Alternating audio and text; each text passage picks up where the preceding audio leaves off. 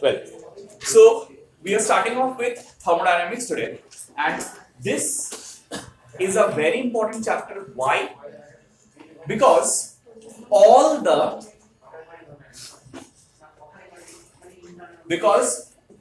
the vehicles you see around which works or which runs on petrol or diesel, they work on the basic fundamental principles of laws of thermodynamics. ठीक है? Chapter में क्या सीखने वाले हैं हम लोग? देखो, कोई भी चैप्टर जब शुरू होता है तुमको पहले एक आइडिया होना चाहिए कि हम लोग ये चैप्टर में क्या सीखने वाला है, और at the end of the class you need to analyse yourself and understand कि क्या-क्या नया कांसेप्ट हम लोग आज सीखे हैं. ठीक है? तो यहां पर हम लोग सीखेंगे कि कैसे हीट एनर्जी से मैकेनिकल एनर्जी और मैकेनिकल एनर्जी से हीट एनर्जी का कन्वर्शन हम लोग कर सकते हैं. This is the main basis of the chapter.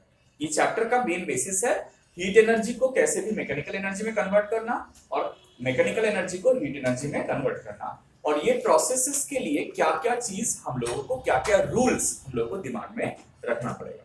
Right? मालूम है विंटर में हम लोग जब बहुत ठंडा लगता है वी रब आवर हैंड्स. क्यों रब क्यों करते हैं? So when you rub your hands, you do work against friction, right? And that friction, work done against friction, gets converted into heat energy. That means work is convertible into heat energy. लेकिन इससे पहले कहीं पर हम लोग किए थे कि work और heat energy convertible है. So this is the chapter which will teach you कि कैसे और कहां पर किस तरीके से हम लोग हीट को वर्क और वर्क को हीट में कन्वर्ट कर सकते हैं, और उसका क्या क्या रेस्ट्रिक्शंस है. ठीक है? कुछ रेस्ट्रिक्शंस भी है. we'll discuss the restrictions also. all right? so the first thing you need to understand कि ये जो laws of thermodynamics है, यहां पर तुम पहली बार पढ़ोगे कि एक लॉ है जो 0th लॉ ऑफ thermodynamics है. 0th लॉ क्यों आ गया? सब लोग शुरू तो 1 से करते हैं ना, तो इन लोग 0 से क्यों शुरू कर दिए? 1 2 3 निकाल दिया होगा. so when they started actually thermodynamics process का जब वो लोग as a subject लाने को कोशिश किए after all the discoveries being made, तब first concept जो आया था वो था second law of thermodynamics. ठीक है? उसको जब हम लोग सोचे कि वो पढ़ाया जाएगा, तब हम लोग देखे कि उससे पहले second law of जो thermodynamics है that deals with the real situations. तो पहले हम लोग अगर रियल चीज सिखा देंगे तो सबको प्रॉब्लम होगा. पहले आइडियल चीज थोड़ा सीखना पड़ेगा कि आइडियली ये होना चाहिए, उसके बाद इन रियल ये होना चाहिए. सो ये आइडियल चीज सिखाने के लिए हम लोग फर्स्ट लॉ ऑफ थर्मोडायनामिक्स और पढ़ाना चालू कर दिया. तो सब लोग सीख गया फर्स्ट लॉ ऑफ थर्मोडायनामिक्स क्या है, सेकंड लॉ ऑफ थर्मोडायनामिक्स क्या है. ठीक है? उसके बाद हम लोगों को लगा कि ये फर्स्ट लॉ और सेकंड लॉ से पहले हम लोगों को कुछ एक लॉ लाना है. तो ऑब्वियसली दोनों का पहले फर्स्ट तो ऑलरेडी हो चुका था, सब लोग पढ़ भी चुके थे, अब तो चेंज नहीं कर सकते. तो क्या करना पड़ेगा? इससे 0th लॉ ऑफ थर्मोडायनामिक्स. ठीक है? And all these laws are not chronologically found. Second law पहले फाउंड था, उसके बाद फर्स्ट लॉ, उसके बाद 0th लॉ फाउंड हुआ. ठीक है? They are not chronologically found. Just इसीलिए हम लोगों को 0th लॉ यहां पर घुसाना पड़ा. Alright? So before we start, हां थर्ड लॉ हम लोगों का सिलेबस में नहीं है, लेकिन नहीं थर्ड लॉ नाम देता क्या नाम नहीं, लेकिन उसको सिखाना है पहले ना. तो तुम पहले सिखा रहे हो, बोल रहे हो third law, first law second law क्या है? इसको सिखाना पहले पड़ेगा, इसीलिए. समझ में आया? हाँ या ना? क्या सोच रहे हो? Good, very good. अच्छा, अब before starting off we need to know some definitions which will be applied in thermodynamics. कुछ definitions हम लोग को सीखना है. फर्स्ट definition है system. What is system?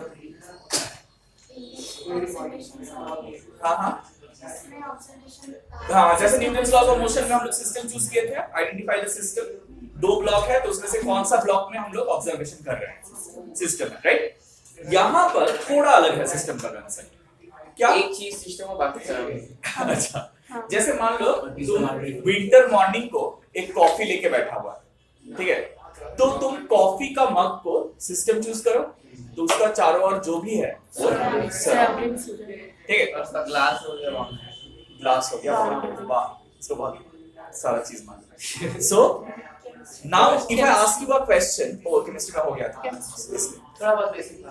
good, very good, that is very good.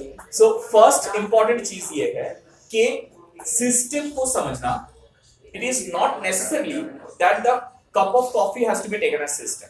You can take only the coffee which is present inside the cup as system. শুধু কফিটাকেও system নেওয়া যেতে পারে, alright? আচ্ছা, so write this down. The part of universe under observation is system. Part of universe under observation is system. ठीक है?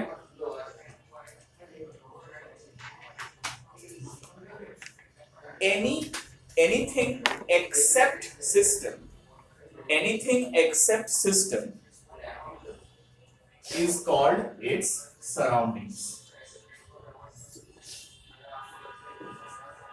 Anything except system is called its surroundings.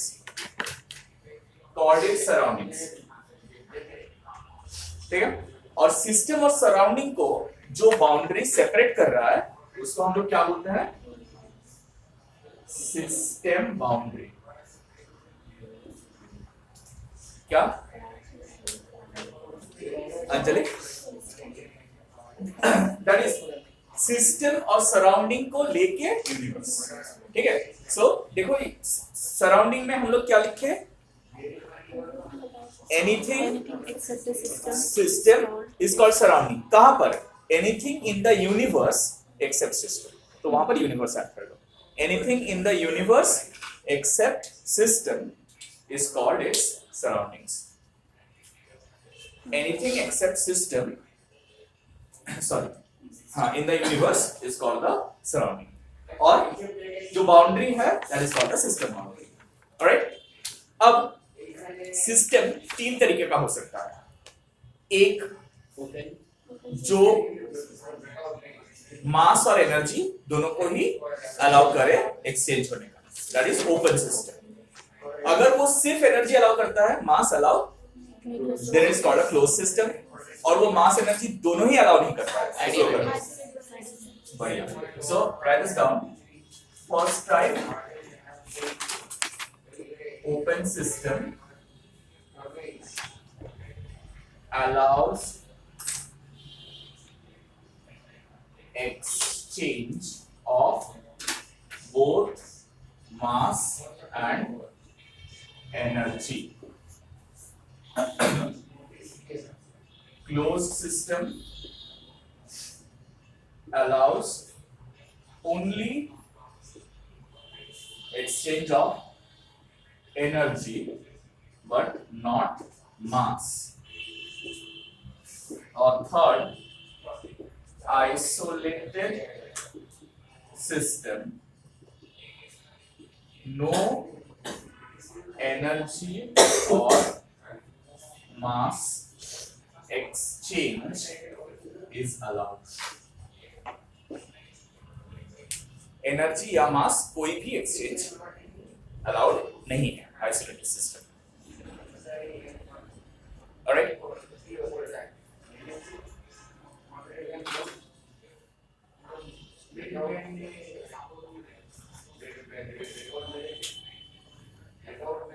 जल्दी से लिखो, क्विक क्विक फास्ट. अब देखो ओपन सिस्टम मतलब वो तो ओपन है, जैसे ओपन केटली, ओपन कैन, उसमें पानी गर्म करो, इट्स अ ओपन सिस्टम. ठीक है? क्लोज सिस्टम क्या है? एक सिंपल सा एग्जांपल दे सकते हैं हम लोग. Pressure cooker, when the city is not blown, जब तक उसमें से गैस नहीं निकला है तब तक वो क्लोज सिस्टम है. लेकिन जैसे गैस निकलने लगेगा it is a open system. ठीक है? तो जब हम लोग क्लोज सिस्टम बनाते हैं तब हम लोग उसका सराउंड सिस्टम बाउंड्री जो बनता है वो सिस्टम बाउंड्री बनता है type of wall called diathermic wall. Diathermic wall क्या होता है? जो हीट एक्सचेंज करने देता है. Diathermic boundary. डायथर्मिक बाउंड्री मतलब जो कोई हीट को ब्लॉक नहीं करता है, पूरा हीट एक्सचेंज होने देता है, बाहर से अंदर जा पाएगा, अंदर से बाहर भी जा पाएगा, ठीक है। और जहां पर आइसोलेटेड सिस्टम होता है वहां पर हम लोग एडियाबैटिक बाउंड्री यूज करते हैं। एडियाबैटिक बाउंड्री मतलब जो हीट एक्सचेंज अलाउ नहीं करता। समझ में आया? Are this basic concepts clear to all of you? ठीक है। इसके बाद 3 डेफिनेशन हम लोग को अच्छे से सीखना पड़ेगा। हाँ नहीं इंट्रो दूर का चीज है, बाद में सोचेंगे वो। पहले हीट, वर्क और इंटरनल एनर्जी, ये 3 अच्छे से हम लोग को समझना पड़ेगा। उसके बाद ही हम लोग लॉज ऑफ थर्मोडायनामिक्स के लिए जा सकते हैं, ठीक है। व्हाट इज हीट, ये हम लोग पहले डिस्कस कर चुके हैं। क्या? Heat is a form of energy in transit. Heat is a form of energy in transit. मतलब जब तक वो एक बॉडी से दूसरा बॉडी में फ्लो करेगा या एक बॉडी के अंदर एक पार्ट से दूसरा पार्ट में फ्लो करेगा, हम लोग उसको हीट एनर्जी बोल सकते हैं। लेकिन once it goes inside a body, it is no longer heat energy. तब क्या बोलते हैं हम लोग उसे? Internal energy. Right. So write this down. Heat is the form of energy in transit. Heat is the form of energy in transit. In transit.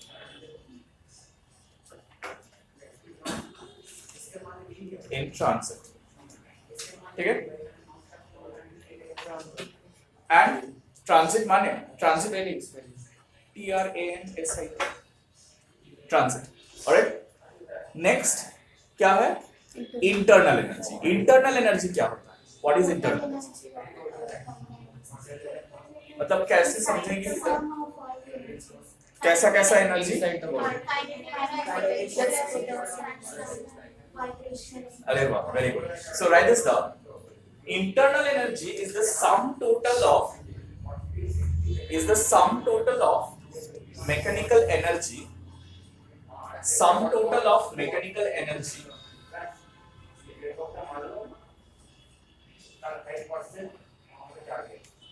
is the sum total of mechanical energy possessed by the particles of the system.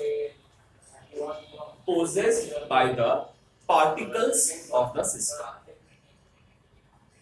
Possessed by the particles of the system. इसका मतलब क्या है? Right. तो वो particles का क्या क्या mechanical energy आ सकता है? Kinetic energy, potential kinetic energy, potential energy और कुछ। এবার সেই কাইনেটিক এনার্জির মধ্যে 3টে টাইপ আছে। একটা হচ্ছে ট্রান্সলেশনাল কাইনেটিক এনার্জি, একটা হচ্ছে রোটেশনাল কাইনেটিক এনার্জি, আরেকটা হচ্ছে ভাইব্রেশনাল কাইনেটিক এনার্জি। অলরাইট, লিখে সবাই এটা লিখে না, ঝটপট quickly.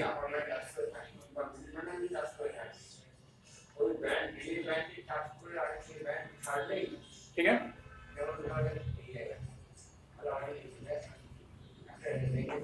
Translational, rotational and vibrational.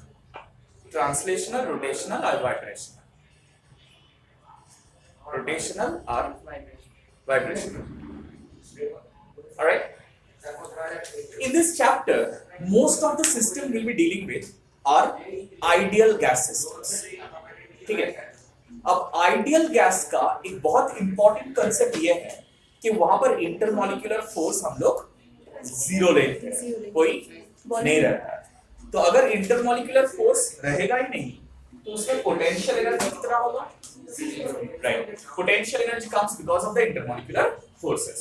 सो अगर इंटरमॉलिक्यूलर फोर्स नहीं होगा तो उसमें पोटेंशियल एनर्जी 0, ठीक है। और लो टेम्परेचर में वाइब्रेशनल एनर्जी भी 0 होता है, तो सिर्फ काइनेटिक एनर्जी का फंक्शन होता है।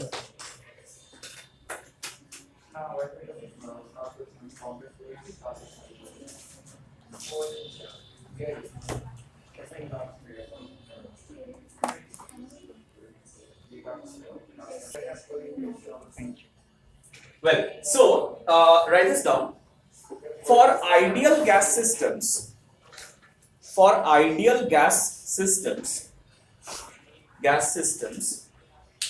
the internal energy consists of only kinetic energy. The internal energy consists of only kinetic energy. ठीक है? As लिखो आपके पास में, as the intermolecular force is zero, the potential energy is also zero. As the intermolecular force is zero,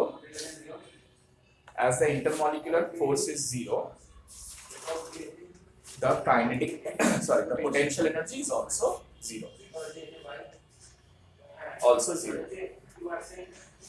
Clear? Now the most important part of it is the third definition, that is work done. Vibration का हम लोग vibration जो होता है वो energy होता है, वो सिर्फ हायर टेम्परेचर में ही ऑब्जर्व किया जाता है, ठीक है? लो टेम्परेचर में वाइब्रेशन एनर्जी का उतना पार्ट नहीं रहता है, इसलिए सिर्फ रोटेशनल और ट्रांसलेशनल काइनेटिक एनर्जी आता है। ऑलराइट, अच्छा अब थोड़ा इंपॉर्टेंट, ध्यान से सुनो। How do you define work? Force into displacement. अब देखो बहुत इंपॉर्टेंट एक चीज, हम लोग force into displacement work done करते हैं, लेकिन थर्मोडायनेमिक सिस्टम्स में, मोस्टली गैस सिस्टम में, हम लोग force into displacement work done use नहीं करेंगे। उसके जगह में और एक pressure into change in volume. तो क्यों आ रहा है, पहले थोड़ा ध्यान से समझते हैं। How many of you know what is a piston cylinder device? Piston cylinder device क्या है? इसके लोगों को मालूम है? बर्नॉलिस वाले में, हाँ राइट, वहां पर पिस्टन सिलेंडर डिवाइस बर्नॉलिस में नहीं किए थे, पैस्कल्स लॉ में किए थे, राइट? Pascals law. तो वही चीज है, यहाँ पर भी वही चीज है, एक एनक्लोज्ड फ्लूइड है, लेकिन पैस्कल्स लॉ हम लोग नहीं लगाएंगे, ठीक है? हम लोग बेसिक कांसेप्ट लगाएंगे। अच्छा, answer my question one by one, एक एक करके आंसर देना, तभी समझ में आएगा, अदरवाइज समझ में नहीं आएगा। मान लो ये पिस्टन सिलेंडर डिवाइस है, जिसमें ये वाला पोर्शन एक सिलेंडर है और ये पिस्टन है। पिस्टन क्या होता है मालूम है? सिरिंज में जो हम लोग पुश करते हैं, दैट इज अ पिस्टन। मान लो यहाँ पर कोई फ्रिक्शन नहीं है, कहीं पर कोई फ्रिक्शन नहीं है, ऑल फ्रिक्शनलेस। अगर हम लोग इसके अंदर कुछ गैस रख देंगे, कोई भी एक पर्टिकुलर गैस रख देंगे, ठीक है, और ये पिस्टन का मान लो मास इज नेग्लिजिबल, मास नहीं है, तो क्या ये पिस्टन अपने जगह में रहेगा? अगर जैसे छोड़ देंगे तो क्यों नहीं रहेगा? थोड़ा ध्यान से सोच के बोलो, इसका मास नहीं है, हल्का ऊपर हो जाएगा, right? Gas pressure, gas will exert a pressure, जिसके कारण क्या होगा? ये राइट। अगर इसका मास नहीं रहेगा, फ्रिक्शन नहीं रहेगा, तो ये अपनी जगह में छोड़ दो, तो ये मूव करके, right, because the gas will try to expand, वो प्रेशर एक्सर्ट करेगा, ठीक है? लेकिन अगर एक्सटर्नल एटमॉस्फेरिक प्रेशर और ये गैस का प्रेशर एग्जैक्टली इक्वल है, तब ये मूव नहीं करेगा, तब जहां है वहीं पर। समझ में आ रहा क्या बोल रहा हूं? अच्छा, अब बताओ कि हम लोग इसके ऊपर F फोर्स देके इसको पकड़ के रखे हैं। मान लो अंदर वाला प्रेशर थोड़ा ज्यादा है एटमॉस्फेरिक प्रेशर से, और हम लोग को F फोर्स डाल के उसको पकड़ के रखना पड़ा है। अब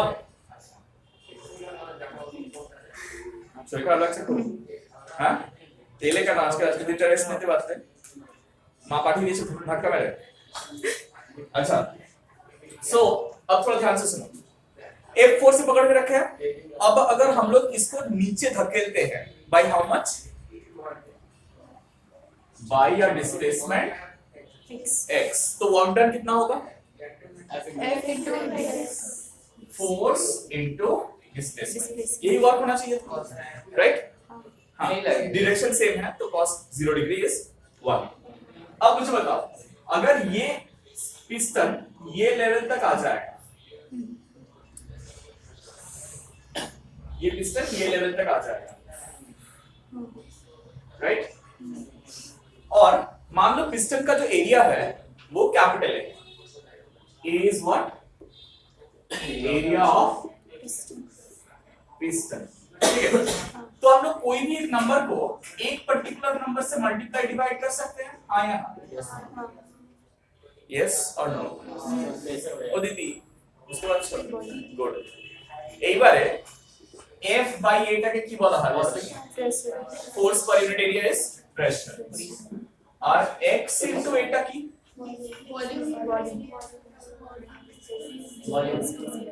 volume change in volume right, this is very important. X into A volume नहीं है, X into A change in volume है। मतलब पहले ये पूरा गैस का वॉल्यूम था, अभी गैस का वॉल्यूम कितना है? सिर्फ इतना पोर्शन, समझ में आ रहा है? सो ये जो पोर्शन निकला, ये वाला portion, this is the change in volume, delta V। तो ये X इनटू A है डेल्टा V, समझ में आया?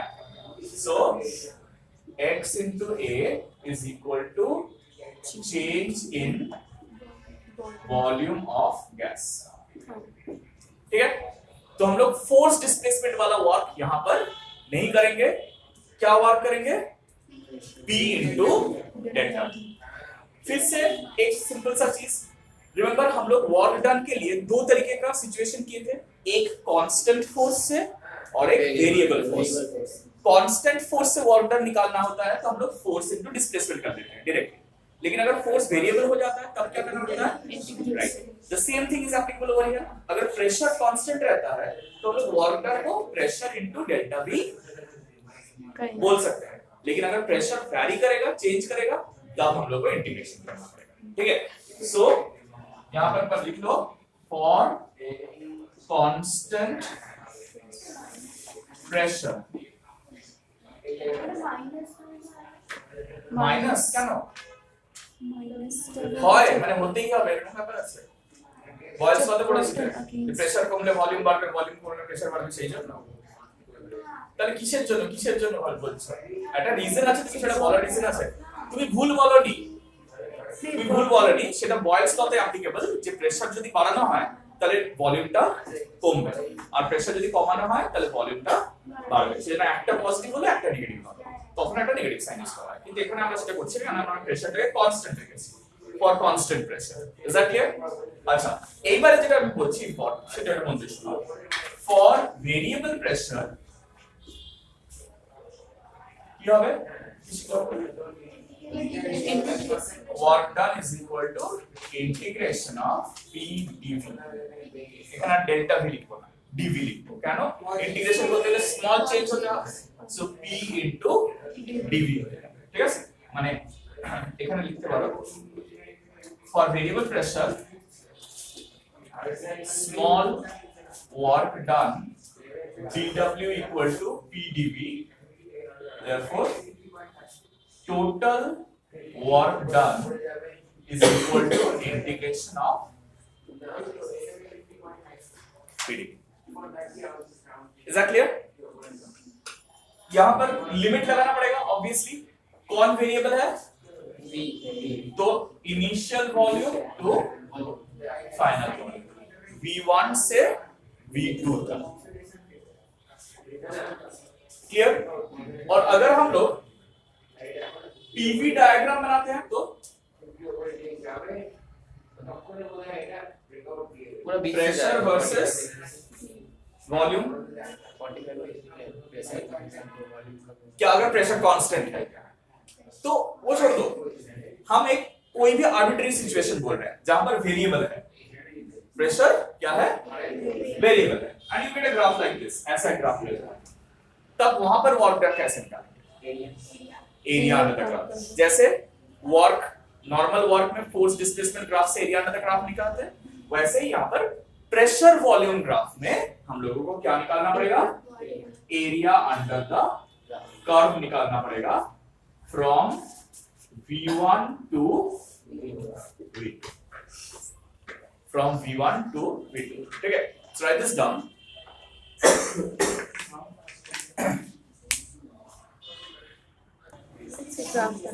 Right, so write this down in a PV graph, in a कौन टाइप लिख रखा है नहीं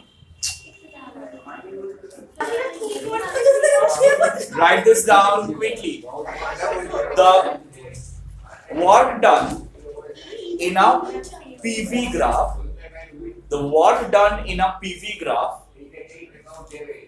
is given by area under the curve. Work done in a PV graph is given by area under the curve. Area under the curve. Is that clear? Acha, listen. This PV graph has got a special name in thermodynamics. This graph is also called indicator diagram. क्या बोला जाता है इसे? PV graph is also called a indicator diagram. Let लिखना. Is also called indicator diagram. Why indicator diagram? Because it indicates how the process is being performed. মানে ভলিউমের সঙ্গে সঙ্গে প্রেসার কিভাবে চেঞ্জ করছে সেটা ইন্ডিকেট করে, সেই জন্য এটাকে ইন্ডিকেটর डायग्राम बोला है। ठीक है, तो दोनों समय तुम्हारे क्वेश्चन यदि बोले ड्रॉ द कोरिस्पोंडिंग इंडिकेटर डायग्राम, तब उसका मतलब है हम लोग को पीवी ग्राफ वहां पर बनाने हैं। Clear? This is clear to all of you? Right, that's good. अब ये तीन डेफिनेशंस बहुत इंपॉर्टेंट था। इसके बाद जो डेफिनेशन हम लोग को पढ़ना है that is very important.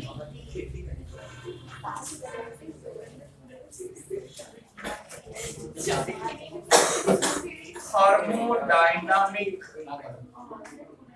variables, ये क्या होते हैं? थर्मोडायनामिक वेरिएबल्स का जो बोला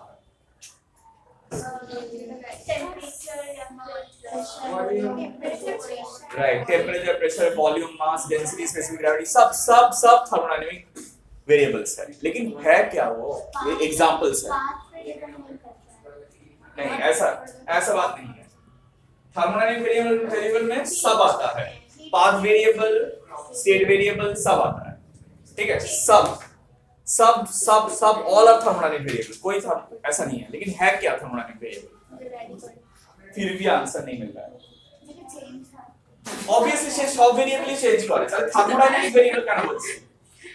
x y z সবই তো ভেরিয়েবল नहीं, जो एक थर्मोडायनामिक सिस्टम को डिफाइन करने के लिए हम लोग यूज करते हैं उसको थर्मोडायनामिक वेरिएबल बोला जाता है। Right this down.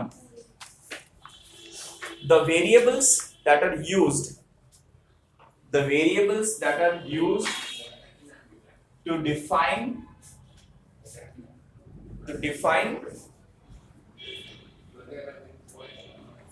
a thermodynamic system, define the state of a thermodynamic system, used to define the state of a thermodynamic system or its process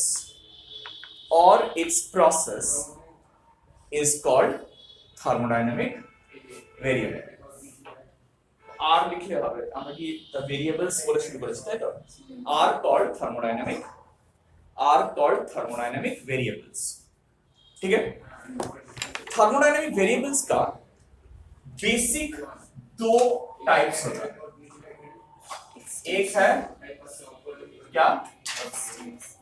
state function, intensive, ना state और path का पढ़े आस intensive and extensive. What are intensive and extensive variables? Intensive variable क्या है? Depend, उसको intensive बोला जाता है। और जो अमाउंट ऑफ सब्सटेंस के ऊपर डिपेंड करता है उसको extensive. So in very simple terms you can say कि जो एक्सटेंट ऑफ द सिस्टम मतलब साइज ऑफ द सिस्टम के ऊपर डिपेंड करता है उसको हम लोग एक्सटेंसिव वेरिएबल बोलते हैं, और जो साइज ऑफ द सिस्टम के ऊपर डिपेंड नहीं करता उसको हम लोग इंटेंसिव सिस्टम बोलते हैं। ठीक है, so write this down. does not depend on size of system, and this depends on the size of system। ठीक है, now can you tell me some example of intensive and extensive variables? Intensive है Density. Density अच्छा density नहीं volume extent के ऊपर depend करता है कैसे समझेंगे बहुत सिंपल सा तरीका है कैसे समझेंगे मान लो ये पूरा तुम्हारा सिस्टम है ठीक है अब एक सिस्टम का छोटा सा पार्ट चूज कर वो वेरिएबल का वैल्यू पूरा सिस्टम के लिए जितना होगा छोटा सा पार्ट के लिए क्या सेम होगा अगर होगा देन इट इज इंटेंसिव और अगर छोटा पार्ट और पूरा के लिए उसका वैल्यू सेम नहीं है तब it is as simple as that तो तुम वॉल्यूम अगर सिर्फ ये पार्ट का लोगे और पूरा का लोगे दोनों सेम होगा क्या सो इट इज एक्सपेंसिव लेकिन अगर डेंसिटी चूज करोगे छोटा हो बड़ा हो वो तो डिपेंड नहीं करेगा ना वो तो डेंसिटी है मास पर यूनिट वॉल्यूम तो वो सब छोटा पार्ट के लिए जो होगा बड़ा पार्ट के लिए भी वही होगा is that clear right pressure will be now Intensive होगा.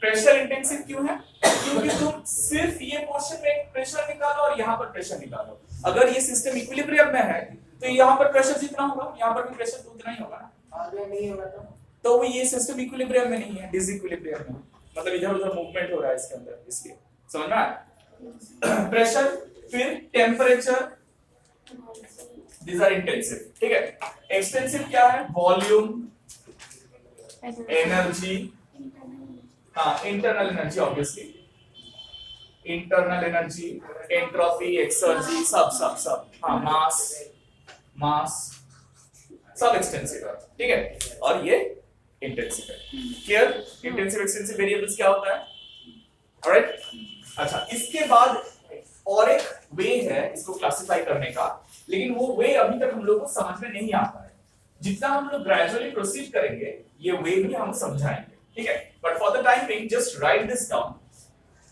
ये हो गया सब लोगों का लिखना right thermodynamic variables can again be classified into two types state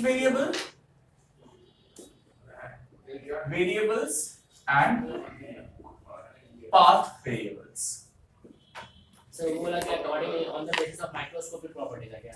हाँ वो on the basis of macroscopic and microscopic properties और ये on the basis of state and path state variable किसे बोला जाता है जो वेरिएबल सिर्फ थर्मोडायनेमिक स्टेट को एक्सप्रेस करने के लिए हम लोग यूज करते हैं उसको स्टेट वेरिएबल बोला जाता है और जो थर्मोडायनेमिक प्रोसेस को एक्सप्रेस करने के लिए यूज किया जाता है लेकिन वो स्टेट को एक्सप्रेस नहीं कर सकता है उसको हम लोग बोलते हैं path variables used to express